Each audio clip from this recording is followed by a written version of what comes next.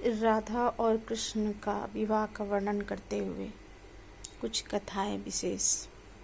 बात है जब नंद महाराज गायों को चराने, ये उस समय की बात है जब नंद महाराज गायों को चराने के लिए नंदग्राम के पास एक जंगल में जा रहे थे और साथ में अपने प्रिय छोटे से कृष्ण को भी ले गए, जिसे वे बहुत ही स्नेह करते थे और इसलिए वे अपना ज्यादा समय अपने नन्हे कान्हा के साथ व्यतीत करना चाहते थे। अब नंद महाराज ने सभी गायों को जंगल में चरने के लिए छोड़ दिया और कृष्ण के साथ एक बरगद के पेड़ के नीचे विश्राम करने के लिए लेट गए। अब उस समय छोटे से कृष्ण को कुछ विशेष लीला करने की इच्छा हुई और अचानक से तेज तूफान आ गया। आकाश में बादल जोर जोर से गरजने लगे, बिजली चमकने लगी, बहुत सारे वृक्ष जड़ से उखड़ने लगे और कई वृक्षों की शाखाएं टूटकर हवा में उड़ने लगी। ऐसे तीव्र तूफान से नंद महाराज को चिंता होने लगी कि वे आखिर अपने छोटे से कृष्ण के साथ घर कैसे लौटेंगे और सभी गायों की देखभाल कैसे करेंगे। अब नन्हे से कृष्ण भी तूफान से डरने लगे थे। भय के मारे नंद महाराज से वे लिपट गए और तभी दूर से नंद महाराज ने राधा रानी को आते हुए देखा। उन्हें जंगल में इस प्रकार अकेले आते हुए देखकर नंद महाराज को बड़ा आश्चर्य हुआ और साथ ही आंखों में अश्रु भरकर वे बड़ी भक्ति के साथ राधा रानी से कहने लगे, हे राधे, मैंने आपके बारे में महान गर्ग मुनि से सुना है। आप श्री हरि को अत्यंत प्रिय हैं, जो आपको लक्ष्मी देवी से भी अधिक प्रेम करते हैं। मैं आपके स्वरूप को अच्छी तरह से जानता हूँ। हे परम कोमल, कृपया अपने पति को अपने साथ ले जाएं। अपनी इच्छा पूर्ण करने के बाद कृपया उन्हें मेरे पास या उनकी माता यशोदा के पास गोकुल में हमारे घर लौटा दें और फिर अपने घर वापस चली जाएं। इतना कहकर नंद महाराज ने शिशु कृष्ण को राधा रानी के हाथों में सौंप दिया। अब नंद महाराज के वचन सुनकर राधा रानी मंद मंद मुस्कुराते हुए नंद महाराज से कहने लगी, हे तात, अपनी पूर्व सुकृति के कारण आप हम दोनों को एक साथ देख पा रहे हैं। गर्ग मुनि की कृपा से ही आप हमें समझ पा रहे हैं। ये बात आप किसी और को मत बताइएगा।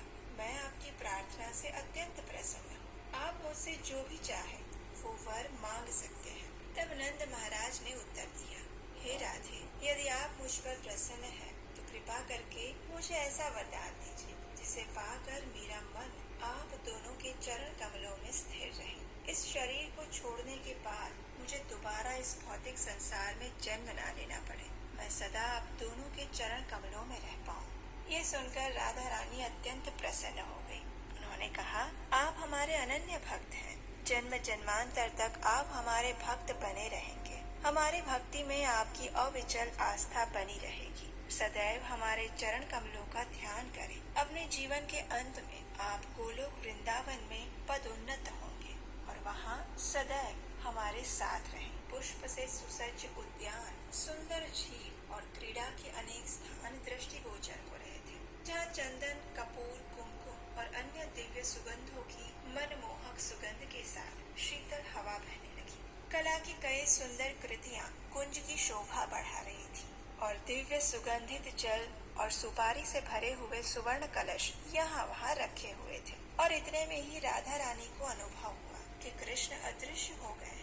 राधा रानी रोते हुए कहने लगी, कहाँ है मेरे प्रथा? और भगवान मंद मंद मुस्कुरा रहे थे और अत्यंत आकर्षक लग रहे थे। कृष्ण के इस अत्यंत सुंदर रूप से श्रीमती राधा रानी उनसे मोहित हो गई। श्री कृष्ण ने उनसे कहा, हे प्रिय राधे, अब मैं अपना वचन पूरा करूँगा जो मैंने गोलोक में तुम्हें दिया था। तुम मुझे बहुत प्रिय हो, मेरे प्राणों से भी अधिक प्रिय। तुम में और मुझ में कोई भेद नहीं है। जिस प्रकार दूध की सफेदी दूध से अलग नहीं की जा सकती, वैसे ही तुम और मैं कभी अलग नहीं हो सकते।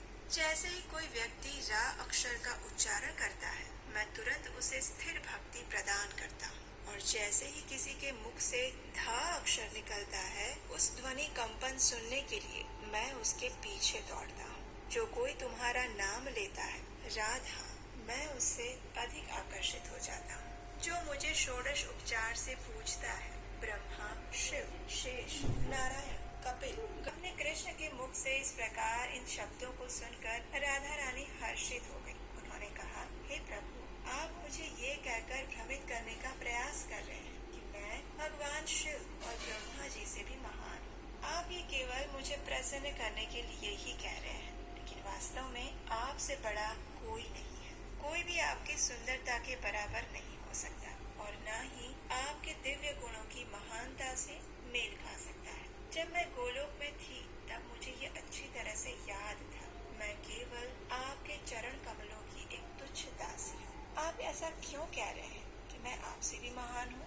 आप तो सभी सृजन के सर्वोच्च नियंत्रक और सभी नियंत्रकों के भी प्रणाम किया और अपने कमंडलों में रखे हुए जल से श्रीमती राधा रानी के चरण कमलों को प्रक्षालित किया।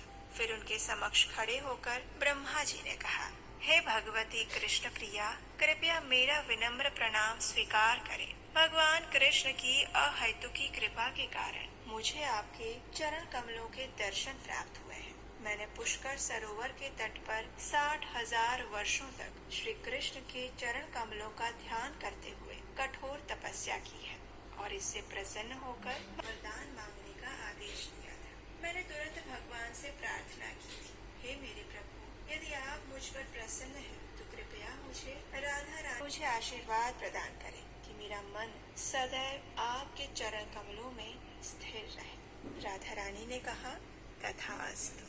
वरदान पाकर ब्रह्मा जी ने भगवान श्री कृष्ण और श्री राधा रानी के चरण कमलों में प्रणाम किया। अब भगवान श्री कृष्ण के आदेश से ब्रह्मा जी ने अग्नि यज्ञ के लिए लकड़ी एकत्र की और जंगल में एकांत स्थान में यज्ञ की तैयारी की। हाथों को एक दूसरे के हाथों में रखा और उचित वैदिक मंत्रों का जाप करते हुए उन्हें एक सूत्र में बांध दिया।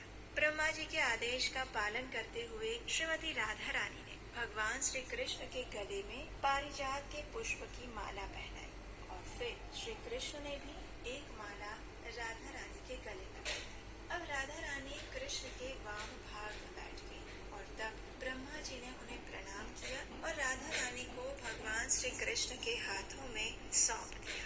वे उनके सामने हाथ जोड़कर खड़े हो गए। अपना मस्तक उन्होंने नीचे झुका लिया, उसी प्रकार जैसे एक पुत्री का पिता अपनी पुत्री का कन्यादान देते समय अत्यंत विनम्रता पूर्वक व्यवहार करता है। इस प्रकार ब्रह्मा जी ने राधा रानी को श्री कृष्ण को समर्पित किया और पूर्ण भक्तिमय होकर अपने मन की संतुष्टि होने तक श्री कृष्ण और राधा रानी के गुणगान गाए।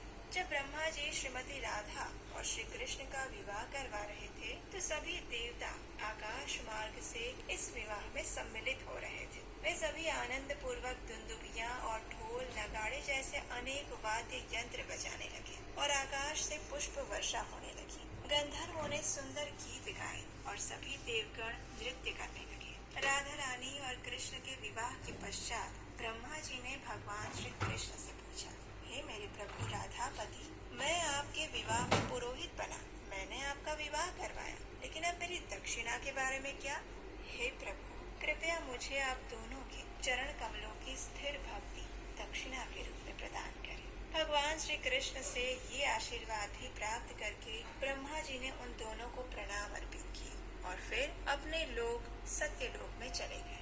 श्रीमती राधा और माधव ने यमुना के तट पर एकांत कुंज में अपनी मधुर लीलाएं आरंभ की। अपनी लीलाओं के दौरान राधा रानी के केश बिखर गए। भगवान श्री कृष्ण ने बड़े स्नेह से उनके केश बांधे और उन्हें फूलों से सुंदर रूप से सजाया। श्री कृष्ण के केश भी बिखरे हुए थे। श्रीमती राधा रानी ने भी श्री कृष्ण के केश सजाने की इच्छा की और जैसे ही उन्होंने ये इच्छा की, तुरंत भगवान श्री कृष्ण ने अपना युवा रूप त्याग दिया और अपने शिशु रूप में प्रकट हो गए, जैसा राधा रानी ने श्री कृष्ण को नंद महाराज के हाथों से प्राप्त किया था। अब ये देखकर राधा रानी भगवान के युवा स्वरूप से वियोग का अनुभव करने लगी और रोते रोते वे मूर्छित होकर जमीन पर गिर पड़ी। तभी आकाश से एक अदृश्य ध्वनि सुनाई दी, तुम क्यों रो रही हो? भगवान श्री कृष्ण के चरण कमलों का स्मरण करो, तुम्हारे सारे दुख दूर हो जाएंगे। तुम सदैव मध्य रात्रि में रास मंडल में उनसे मिल पाओगी और फिर भी तुम्हारी छाया अपने घर में तुम बनकर ही रहेगी। वहाँ तुम्हें भगवान माधव का सानिध्य मिलेगा और इस प्रकार भगवान तुम्हारी मनोकामनाएं पूर्ण करेंगे। अब तुम भगवान का ये शिशु रूप लेकर गोकुल जाओ। ये दिव्य वाणी सुनकर वृषभानु की पुत्री राधा रानी भगवान के शिशु रूप को गोद में लेकर गोकुल चली गई। श्रीमती राधा रानी योग माया से भिन्न नहीं है। वे मन की तीव्र गति से गोकुल पहुंचकर माता यशोदा के सम्मुख खड़ी हो गई। राधा रानी वर्षा से पूरी तरह भीग चुकी थी और ठंड से कांप रही थी। उन्होंने योग माया के रूप में रोते हुए शिशु कृष्ण को माता यशोदा की गोद में सौंप दिया। राधा रानी ने यशोदा माँ से कहा, हे माता, आपके पति चरागाह में थे। ये बालक उनके साथ था और उसी समय अचानक बहुत तेज तूफान आ गया। हवा तीव्रता से बहने लगी, बिजली चमकने लगी, चारों ओर अंधेरा छा गया और नंद महाराज भी अत्यंत भयभीत हो चुके थे। उन्होंने मुझे ये बालक आपको देने के लिए कहा था। मैं इसे बड़ी कठिनाई से अपनी गोद में लेकर आपके पास आई। इसका पूरा शरीर ठंड से कांप रहा है। आपका पुत्र भीग चुका है। कृपया इसके शरीर को पोंछें और इसकी देखभाल करें। ये कहकर राधा रानी अपने गांव रावल की ओर चली गई। माता यशोदा अपने प्रिय पुत्र को वापस पाकर बहुत प्रसन्न हुई। विनम्र प्रणाम और प्रार्थनाएं ही अर्पित कर सकते हैं। हमें केवल श्रीमती राधा रानी से श्री कृष्ण की शुद्ध भक्ति के लिए ही प्रार्थना करनी चाहिए, क्योंकि श्रीमती राधा रानी की कृपा से ही हम भगवान श्री कृष्ण की शुद्ध प्रेमा भक्ति प्राप्त कर सकते हैं। तो हमें आशा है कि आपको श्रीमती राधा रानी और श्री कृष्ण के दिव्य प्रेम की ये कथा अच्छी लगी होगी। आने वाले समय में ऐसे ही सुंदर कथाओं को सुनते रहने के लिए आपके अपने इस चैनल को याद से सब्सक्राइब